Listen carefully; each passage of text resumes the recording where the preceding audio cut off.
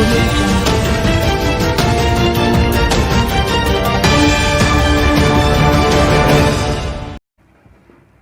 દર્શક મિત્રો, આપ જોઈ રહ્યા છો ગુજરાત દર્શન સમાચાર। તો જોઈએ આજના મહત્વના સમાચાર જાફરાબાદથી અમારા સંવાદદાતા વિક્રમ સાંખટ સાથે।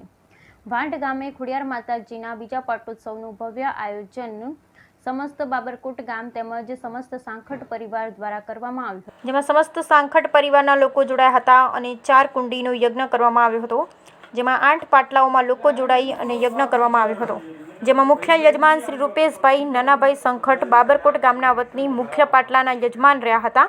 વાંઢ ગામે ખોડિયાર માતાજીના મંદિરે 5000થી વધુ ભક્તોએ માતાજીના દર્શન કરી પ્રસાદ લીધા હતા।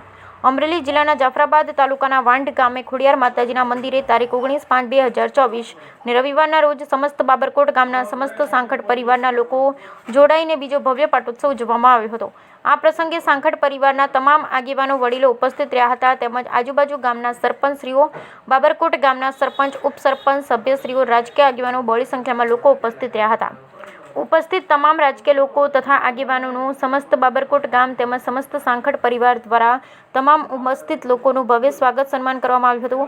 આ કાર્યને સફળ બનાવવા માટે ગામના તમામ ગ્રુપ મંડળો તથા આજુબાજુ ગામના મંડળો દ્વારા સેવા આપવામાં આવી હતી અને વાંઢ ગામે ખોડિયાર માતાજીના હજારો લોકોએ દર્શન કર્યા હતા।